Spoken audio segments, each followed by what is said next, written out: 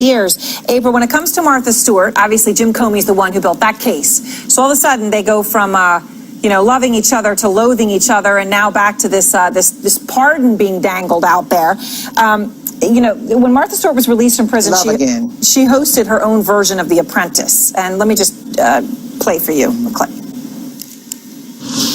Somebody sent me, don't get hurt, and I got very upset last night, Donald Trump steaks. Oh, yeah, he has steaks. So I can't eat Donald Trump. And then they said no. They said he owns the company. They didn't slaughter him. So too bad. It's like Martha Stewart. She goes on, she puts on The Apprentice, it fails, and then she blames me for it failing. I was supposed to fire him on air, and then Donald liked it too much. And look at it, it was fantastic for him. Right. It's built him a platform. Yes. Yeah. So now he thinks he can be president. I mean, all that hate, April, is now just, hey, it's water under the bridge, because Jim Comey is the one who built the case, and that is more important than anything.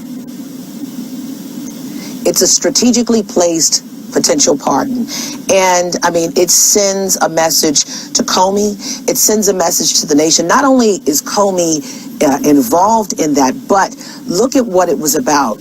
Conspiracy, correct? Then I think about Rod Blagojevich. I can't ever get his name right, his last name, forgive me. But here's the deal with him. He was impeached, and he had corruption charges, convicted on corruption.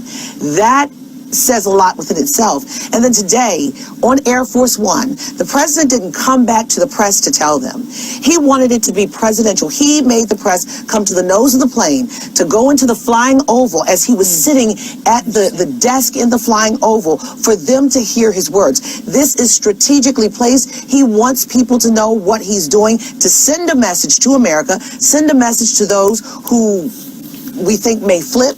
He wants to make a statement. And this is not normally it's always when you have a pardon or clemency, why and who are the people that are involved. Yeah. But we know the answer. It's in front of our face. And, Norm, look, the president always used to talk about how, he had this view of being president that didn't match with what being president is, right? It didn't match with the fact that there were other people who could check your power. It didn't match with the fact that there was a constitution that could tell you what to do, right? He said the Constitution is, quote unquote, treating him very unfairly. Here's what he's said. I have to do it myself. My daughter would go crazy. She said, Dad, that's not presidential. I'd say, who cares? I'm the only one, believe me, I know them all. I'm the only one that knows how to fix it. I don't know if it's presidential, but I'd rather do it myself. And who cares? Norm, that's the thing, right? The whole thing was wanting to be able to do it all himself and having no one who could tell him what to do. Well, that's not the reality of the job, except for when it comes to pardons.